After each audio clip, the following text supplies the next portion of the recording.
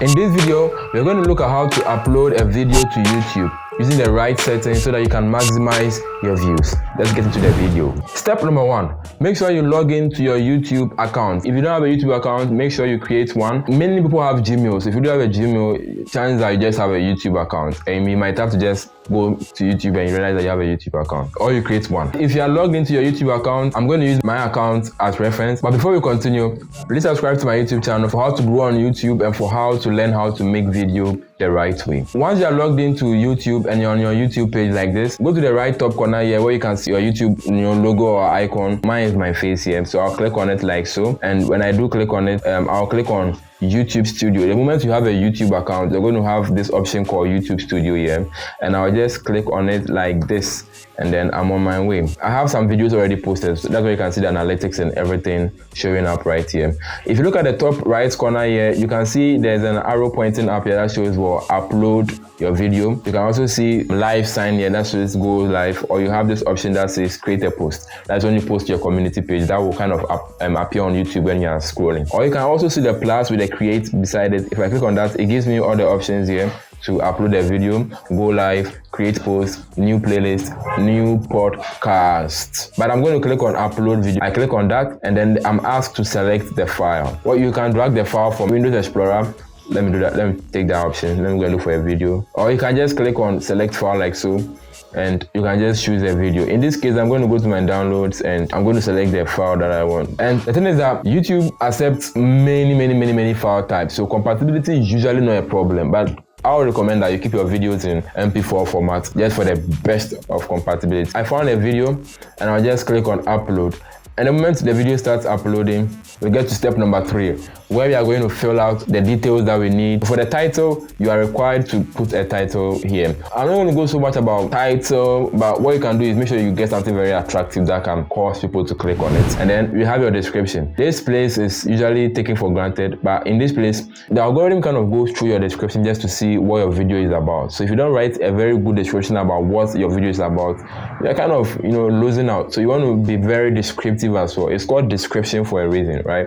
So you want to write a lot of things telling about what the video is about, and adding links to other videos from your channel, adding timestamps and all. So you see, this is a template that I already have that contains a lot of things for me. So in this case, I'll show you that in another video. Make sure you write a lot.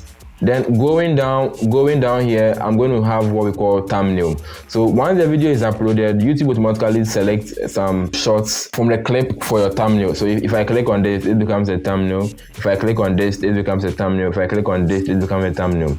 But it's kind of better to create a custom thumbnail, so you can click on that by saying upload your thumbnail, and that way you can graphic or a photo that you have actually done that will be very intriguing to make people click on your video. Thumbnails is actually a very big thing on its own. Once again, I'm not going so much of that in this video. Yeah, Viola Davis. Let's use Viola Davis here in this case. And the next thing is, let's get our playlist. It's good to have playlists. Playlist helps you organize your content in, let me say, groups, right? So if somebody is watching one video from your playlist, YouTube is likely to recommend the next video in that playlist to them because they are all in groups. So in this case, I'm going to say I'll choose something, right? I'll just choose maybe poses for you like so, and I'll say done. And then this place is very important. This video is not made for kids. The moment you check yes, it's made for kids, I think automatically is on yes, it's made for kids. What that means is that there will be no comment section. Nobody can leave a comment. So it's like, and the YouTube algorithm will be trying to recommend those for younger people, and that's a bad thing, right? Because that's not what you're trying to do. So make sure you always check no, it's not made for kids. It's made for adults. I'm kidding. Right, they have age restrictions, but you see, no, don't restrict my video to viewers over 18 only, because I said it's not made for kids. So make sure you check that one, so that they can recommend the video for a very large people. You want the video to go far. And then if you have any paid promotion like sponsorships and all in a video, make sure you check this box. I don't at the moment.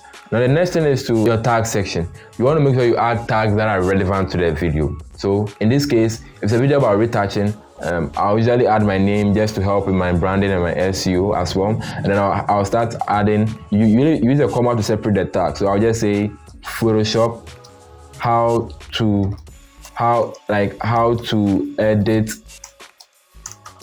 how, like, you add all those tags as that you think are very necessary. Sometimes okay to add tags from other industries just to, you know, hack the algorithm, you know, but the idea is just make a very good video. And then I'll go down here, and yeah, that should be it. The next thing is I'm going to go to video elements. What we can do here is we can add a subtitle, an end screen, and then also some cards. Subtitle is a very good thing to, you know, play around with. It allows YouTube to recommend your videos to people who might not even speak your language for recording, but because of subtitles, they can recommend it to them if you have subtitles in their language. YouTube can push the video as far as that, and you kind of want that. So if you have that file, you can click on the upload file here and with or without timing, depending on how you exported the file. And usually it takes the SRT format or CSV, or I think something like that format. So make sure you try and get subtitles for your video.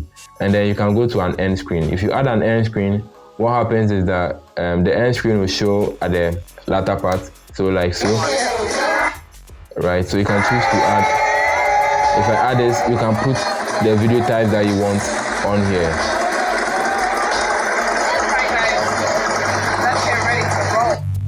Right, so you can put the kind of video that you want there. I mean, this is my video. I just had this video in my downloads, you know, if you get what I mean. So it's good to add an end screen and make sure you have that option of YouTube can choose best for viewer and then the most recent uploads. You can play around with that. You can choose a specific video, and then YouTube will actually recommend that at the end of your video. In this case, I want this video, which is doing very well, surprisingly for me on my channel. And you can actually make it bigger. You can move it around as well. Yeah, so like that, and you click on what? Save. And then when you're done, you go to the next you go to what we call cards. When you're watching a video and you see just this thing that just popped up here, that thing there, that's what we call a card. It allows the viewer to click on that to another video, website, or any resource that you want them to do. And it's a good thing to be adding them. If in the video you are making references, you can just be putting the cards up there. It's just good. It's just good practice. So what you can do is you can add a video, a playlist, a channel. I don't have the option to have a link yet because I'm not monetized. My time will come. All right. So in this case, I just add a video, and then I can choose a video from my channel, or if I go to this side, I can search for a video from other creators as well. In this case, I'll just choose this video as well, and then I can move it to just about where I want it, and then when I'm done, I just click on save, and I'll proceed to the next one. So I go to next, and in this video, so they said copyright protected content found. Please, people in some countries can't watch your video.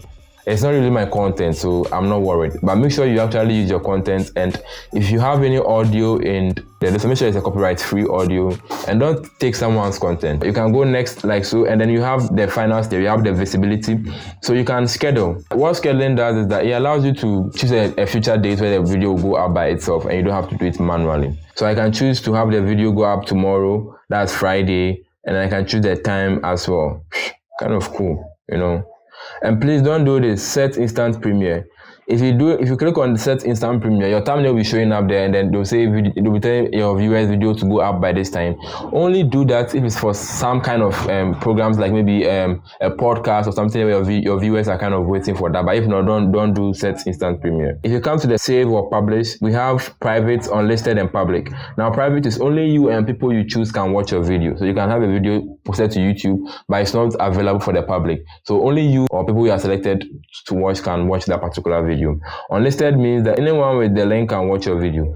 The difference between this and the private is that the private, you choose those who can watch the video. So I will say carbell@gmail.com, this particular account can watch my video. Cool. But the unlisted, anybody who gets the link can watch the video, regardless of whether you've allowed them or not. And then the public, with public, it goes out for everyone. And that's what we will do. But in this case, it's not my video. And I'll say subscribe to my YouTube channel. I'll catch you in the very next one. Peace.